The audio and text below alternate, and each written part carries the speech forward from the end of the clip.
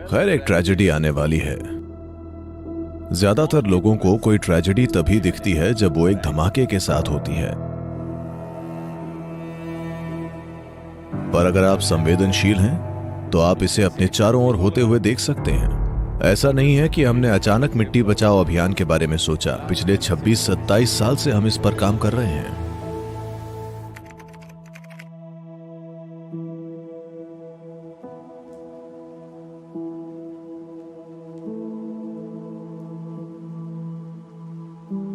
तो कुछ विश्व स्तरीय संस्थान भविष्यवाणी कर रहे हैं कि अगले 25-30 वर्षों में भारत में पीने के पानी की गंभीर समस्या होगी।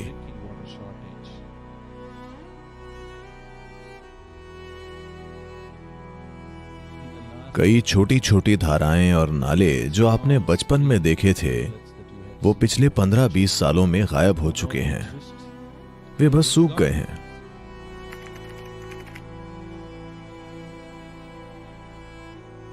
ये कोई मजाक नहीं है। इससे मानव जाति पर जबरदस्त पीड़ा आएगी, भयंकर दुख।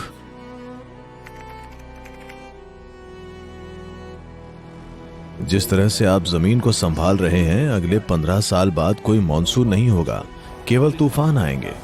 जबरदस्त बारिश होगी जो मिट्टी को पूरी तरह से बहा देगी। पर्यावरण के स्तर पर और दूसरे तरीके से भी ऐसा लगता है कि हम अपने बच्चों के लिए एक रेगिस्तान छोड़ना चाहते हैं, न कि एक सजीव दुनिया। यही समय है कि हम इस बारे में कुछ करें। अगर हम ऐसा नहीं कर सकते तो इंसान होने का कोई मतलब नहीं है। तमिलनाडु में 6 करोड़ लोग हैं। अगर उन्हें पता चले कि क्या करना जरूरी है, तो सिर्फ 5 साल के समय में आप पूरे राज्य को हरा भरा कर सकते हैं।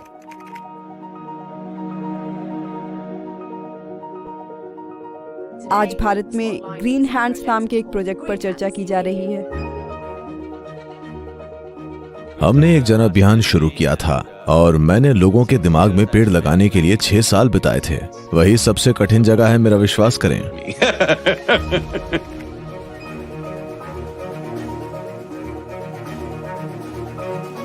ये दुर्भाग्य की बात है कि 7 लाख पेड़ एक गिनीज रिकॉर्ड है। मैं हर किसी को ये रिकॉर्ड तोड़ते देखना चाहता हूं।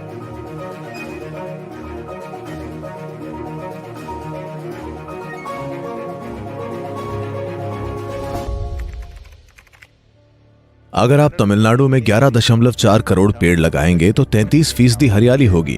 अगर आप अभी इसे ठीक नहीं करेंगे तो कुछ समय बाद ठीक करने के लिए कुछ भी नहीं बचेगा। The planting trees thing came up essentially because we wanted to save the soil. पेड़ लगाने की बात मूल रूप से इसीलिए सामने आई क्योंकि हम मिट्टी को बचाना चाहते थे। अगर किसान आत्महत्या कर रहे हैं तो ये जान लीजिए, वजह बैंक नहीं बल्कि जमीन है।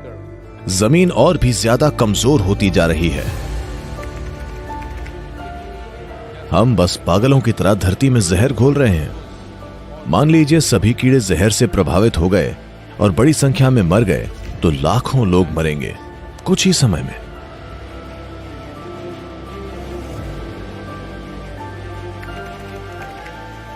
मैंने हजारों लोगों को लिया। वो जो सांस बाहर छोड़ रहे हैं, पेड़ उसे अंदर ले रहे हैं। जो सांस पेड़ छोड़ रहे हैं, लोग उसे अंदर ले रहे हैं। इस अनुभव को लोगों तक पहुंचाना कि जिसे आप मैं समझते हैं वो आपके शरीर की सीमाओं के भीतर नहीं है, वो उससे कहीं आगे है। This is not a protest. ये कोई विरोध नहीं है, न ही ये आंदोलन है। ये जागरूकता बढ़ाने का अभियान है कि हमारी नदियां सूख रही हैं। सभी, जब मैं सभी कहता हूं तो मेरा मतलब है पानी पीने वाले हर व्यक्ति को नदियों के लिए रैली जरूर करनी चाहिए। ये यात्रा क्यों? शायद ये हमारे जीवन काल में ना हो पाए, पर हमें समाधान के लिए अभी दिशा तय करनी होगी।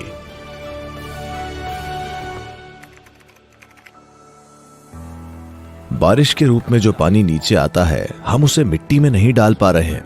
इसकी मूल वजह यह है कि मिट्टी में कोई जैविक पदार्थ नहीं है और पर्याप्त पेड़ पौधे नहीं हैं। अगर हम ये 242 करोड़ पेड़ लगाएंगे तो झीलें भर जाएंगी, कुएं भर जाएंगे। सबसे बढ़कर वर्ष के ज्यादातर समय में मिट्टी नम रहेगी और ये जरूरी भी है। इसीलिए कावेरी पुकारे शुरू किया गया है।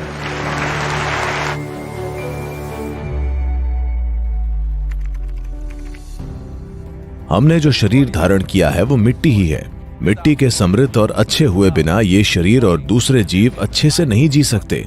इसीलिए पर्यावरण के लिए और जलवायु परिवर्तन के लिए सबसे महत्वपूर्ण बात यह है कि हमें इस बारे में एक जागरूक दृष्टिकोण रखना होगा कि हम अपनी मिट्टी को कैसे संभालें, अपनी मिट्टी को कैसे बेहतर बनाएं और अपनी मिट्टी को कैसे फिर से जीवंत बनाएं।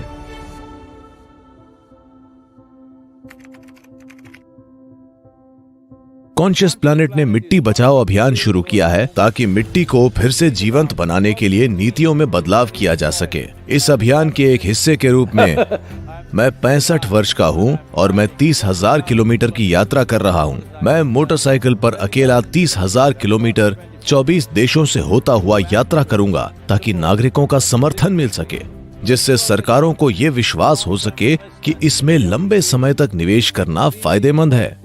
इसलिए ये बहुत जरूरी है कि दुनिया की हर सरकार की नीति में मिट्टी को जीवंत बनाना शामिल किया जाए।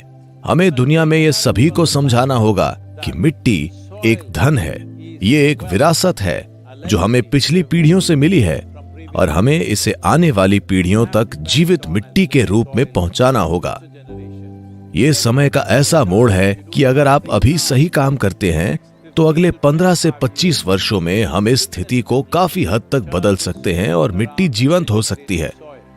पर अगर हम इसे और 30-40 साल तक इसी तरह आगे बढ़ने दें और 40 साल के बाद अगर हम इसे ठीक करने की कोशिश करें तो इसमें 150 से 200 साल लग सकते हैं, क्योंकि तब तक बायोडायवर्सिटी का इतना नुकसान हो चुका होगा। 21 मार्च से शुरू करते हुए 100 दिनों तक पूरी दुनिया को, धरती के हर इंसान को मिट्टी की बात करनी चाहिए। हमें हर जगह मिट्टी और मिट्टी बचाओ ही सुनाई देना चाहिए। इससे ये होगा कि दुनिया की चर्चाओं में हमारे जीवन का सबसे महत्वपूर्ण पहलू यानी मिट्टी शामिल हो जाएगा। ऐसा करने के लिए आप सभी को अधिक से अधिक लोगों तक पहुंचना चाहिए। इसे संभव बनाने के लिए दुनिया के कई नेता और प्रभावशाली लोग पहले से ही इस अभियान में भाग ले रहे हैं। इसका हिस्सा बने, आइए इसे संभव बनाएं। From my part, as much as I can contribute. We're going to save the soil. Do your part. And saving the soils. Our future, our children's future, and our planet's future depend on it. Save the soil. We know what we must do, so let's make it happen. Let's make it happen. Let's make it happen. Let's make it happen. Let's make it happen. Let's make it happen. Let's make